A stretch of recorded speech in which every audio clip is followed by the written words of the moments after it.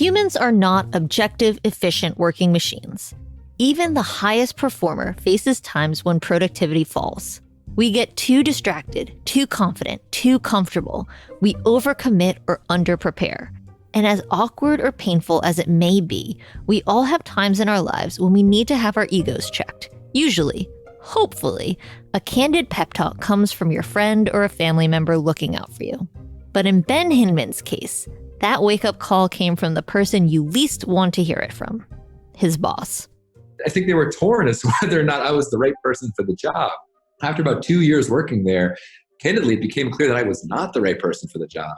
And that was really hard for me. It's hard to hear that and be told, hey, you're not performing. The people who I worked for and worked with were very clear that I was not performing well. Ben is now the co-founder and CEO of an event marketing software company called Splash. But before he became his own boss, he was an employee. And as Ben will share today, sometimes it's the lessons you learn as an employee that set you up best for success when you become a founder. There are always exciting things happening in the world of small business. The news that grabs the headlines, though, are always the highlights, the overnight successes, the billion-dollar IPOs, the massive exits. But just like your Instagram feed, that's never the whole story. Let's look deeper than the headlines and the press photos. Underneath all of that is the real work building something valuable and lasting. Don't get me wrong, I love crazy success stories and can be drawn into those big flashy tales just as much as the next person. But we all know that what's more important than the destination is how you get there. It's the struggles you have to overcome and the insights you learn along the way that make you who you are. So those are the stories we're telling. It's raw, it's honest, and maybe it's exactly what you need to hear. I'm Hillary Georgie, and this is The Journey. Ask any kid and they'll tell you what their dream job is. Ask them again tomorrow and half of them will have changed their answer. Ask them 10 years from now and it would be a surprise if any of the answers had remained unchanged. And that's what makes Ben different. He's been after the same goal for as long as he can remember. I grew up in Boston, Massachusetts. And if you can believe it, I have wanted to be an event planner my entire life. My parents were prolific hosts.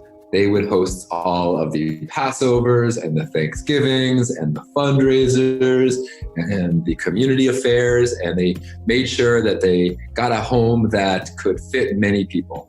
And then when I got into middle school, I ran for class president, by hosting a big dance, the school dance. And then throughout high school, I was the guy who hosted all the events and became class president, then school president, and I threw my prom. And then I went to college and I was hosting an event pretty much every weekend for my fraternity. And then when I graduated college, I said, I want to become a professional event planner. And that's what I did. After college, Ben co-founded and worked at an entrepreneurial conference called the Summit Series. Then he got a job in New York City as the director of events at Thrillist. On paper, he was achieving his lifelong dream. But if you asked his peers or bosses, a different story unfolded. When I was coming up, in the first couple jobs as an event person, as a professional, to be honest with you, I was pretty terrible. I was very disorganized. I was more aspirational than executional. So I really never was very good at executing events. But what I was great at was dreaming them up. And I was great at being the host on site. Ben was a great dreamer and the go-to big picture guy. But when it came to sorting through the hundreds of little tasks required for actually hosting an event, his weaknesses began to show. I was one of the co-founders of the Summit Series. And at some point, the other co-founder said, hey, you're actually just not executing at a high enough level here. And for that reason, I don't think we can really work together. That was really hard to hear, but I understood. I was, making typos on documents. I just wasn't buttoned up from a budgeting standpoint. I just didn't know. And then when I went to Thrillist, it was kind of a similar thing. The boss was very clear with me. You are not performing. Coworker after coworker told Ben the same thing. We like the vision, we like the passion, but we can't work with you if you can't execute. It was a huge blow to his ego, and one that caused him to do a serious self-audit. He left Thrillist and began searching for people he could work under, learn from, and who would force him to become a better version of himself. But what I'll tell you is that those early days of being a professional and trying to work for someone else and try to understand how to fit into an organization and how to understand how to work with clients, those are all the most important things I learned as I am now the CEO and have to tell others when they might not be stepping up or executing to the plan. But let's rewind. How did Ben go from being a struggling employee to finding himself in the CEO seat? Splash was not the first business we started when we kicked off this project. We started a business called One Clipboard, and I could not meticulously look over contracts. And so what we did was, my co-founder and I, a guy named Brett Boskoff, an incredible engineer, I recruited him to build something called One Clipboard, which was an event budgeting tool that mad-libbed event contracts. So you just type in all the stuff into the budget and it just creates a contract you can sign online. Everyone I asked in the event world was like, yeah, that is a cool idea. I would use that. And we raised a little bit of money and we hired 2 other developers. I had built an incredible small team and an incredible product. And here's the punch. It did not work. Nobody who said they would buy it actually used it. And for that reason, the business was about to go under. We decided to launch with a Mashable article, a product to promote, if you can believe it, One Clipboard. It was a Hail Mary pass. And we were going to go to South by Southwest and promote One Clipboard with this event. But to throw the event, we needed to build a website for that event. And to build a website for that event, we needed to build something that looked like Splash. And so we had this rule that was like, if you're going to build something, you have to make it self-serve. You got to build it for everybody if you're going to build it for yourself. We launched Splash to promote One Clipboard.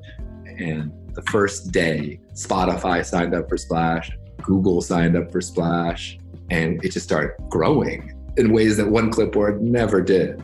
Unexpectedly, the platform they had built to present their flagship product became the product that companies were actually interested in buying. But even with the initial interest from big-name customers, Ben and his co-founder still had a long way to go before they developed an iteration of their service that would attract the right clients. One day, Anheuser-Busch comes along and says, hey, we need to throw about 100,000 events this year. Can you help us? It's what actually really forced us to identify, wait a minute, okay, whoa. There's an enterprise market out here, and there are big businesses that have a near impossible challenge. That's a market. And they have the capital, they have the desire, they have the infrastructure, and do we have the product yet? No. So we got to build that. And so that was actually the biggest, what I'd say, quote unquote, win that set us on a trajectory. Ben was a founder of a successful and blossoming business. But as the company grew and changed, so did his role in it. After the break, learn how Ben went from founder to CEO and what he sees as his most important job as the leader of his company.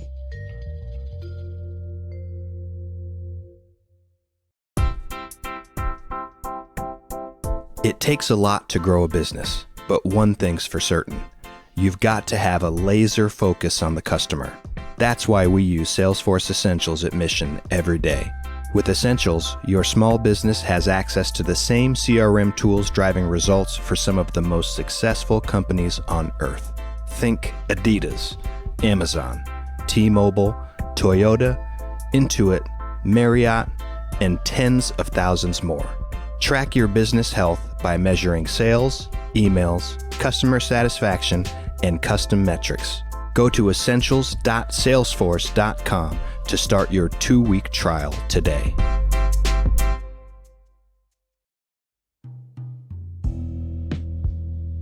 Being a CEO is more than just a title. And like in his early days, figuring out his role as an employee, being a CEO is something Ben learned by trial and error.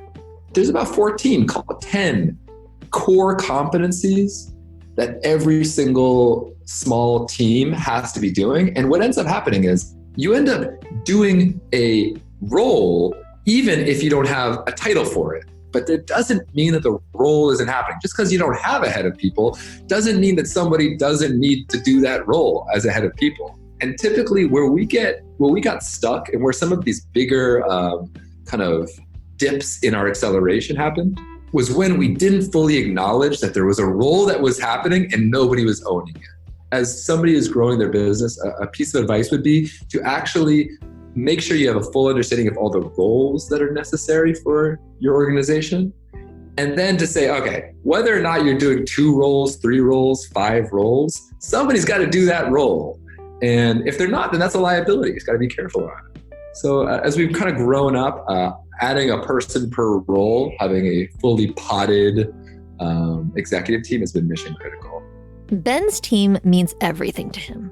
And it's that philosophy of hiring people that complement each other's strengths and account for each other's weaknesses that is at the heart of Ben's role as CEO. What I've learned, and this has been a hard lesson too, is that there's some things that I am just not going to be the best at. And so for that reason, I've hired people who are incredibly meticulous. Their focus on calculations and on math are just far superior to mine. It's kind of a cool position as a CEO. You get to go hire your mentor. So several people on my executive team, I can't tell you how much I learned from them. While Ben has learned from and improved in the areas that he struggled with early on in his career, he realizes that he can't be the best at everything. No one can. As CEO, he is passionate about hiring the right people for the right positions and then being the gentle hand and experienced voice that can guide them toward growth opportunities along the way.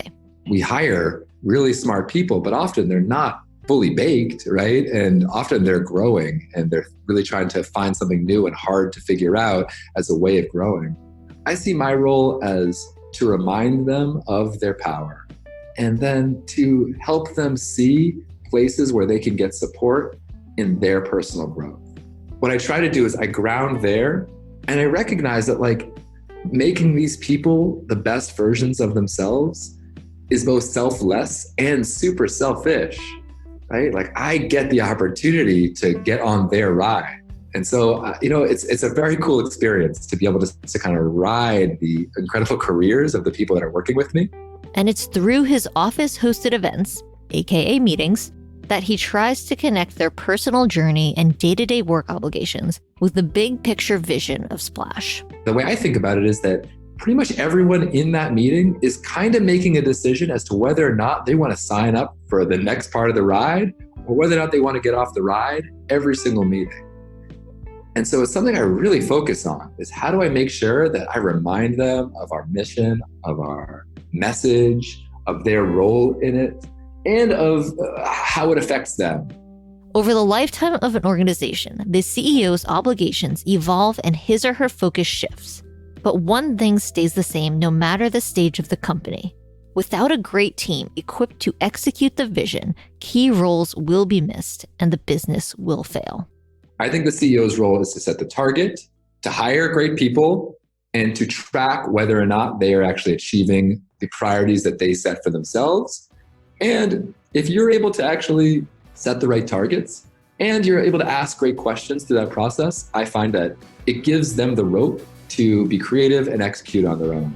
From an employee determined to understand the details, to a founder creating the vision of the future, to a CEO helping his employees become the best version of themselves. Sometimes it takes a knock to our ego to remind us we should never stop working on ourselves, and also to never stop helping others grow in kind. As Jack Welch, the CEO of General Electric, said, "Before you become a leader, success is all about growing yourself. After you become a leader, success is about growing others."